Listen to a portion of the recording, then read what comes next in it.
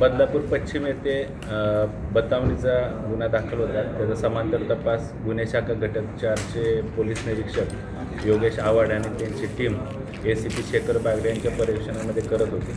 त्यामध्ये unit 4चे police हवालदार थोरवे यांना माहिती मिळाली की मुंबई परिसरातील काही इसम हे बतावणीचे गुन्हे ठाणे आयुक्तालयाच्या हद्दीमध्ये करत आहेत. त्या अनुषंगानं 4 आरोपींना ताब्यात घेण्यात आलं आहे. सध्या पोलीस कस्टडीमध्ये रामसिंग चव्हाण हा राहणारा वडाळा मुंबईचा ज्वेलर्स आहे. तो सध्या पोलीस कोठडीमध्ये आहे. त्याची पोलीस कोठडी आजपर्यंत आहे. या गुन्ह्याच्या तपासामध्ये गुन्हे शाखा घटक 4ने अद्यापपर्यंत एकूण 12 गुन्हे उघडकीस आणलेले आहेत, ज्यामध्ये 130 ग्रॅम सोन्याचे दागिने ज्याची किंमत अंदाजे 16 लाख रुपये इतकी आहे. इतका मुद्देमाल जप्त करण्यात आलेला आहे. 3 आरोपी हे न्यायालयीन कोठडीमध्ये आहेत.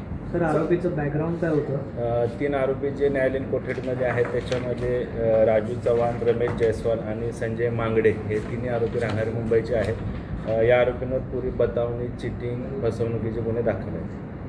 तर अजून आरोपी असल्याची शक्यता आहे का? आरोपी बॅकग्राऊंड काय होतं, रिसिव्हर काय होता, हा आरोपी जो होता रिसिव्हर कोण होते?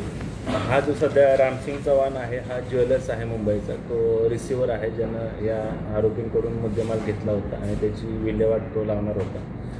हा राहणार मुंबईचा आहे. त्याचा व्यवसाय हा ज्वेलर्सचा आहे. तर अजून आरोपी असल्याची शक्यता आहे. तपास सुरू आहे. अजून आरोपी असण्याची किती शक्यता दिवसाची आहे. पोलीस कोठडी? आजपर्यंत त्याची पोलीस कोठडी आहे. सर, एखाद्या रामसिंगने किती मुद्देमाल घेतला होता, किती किलो? आत्ता आपल्या तपासामध्ये 130 ग्रॅमचा मुद्देमाल जप्त केला, ज्याची किंमत 16 लाख रुपये.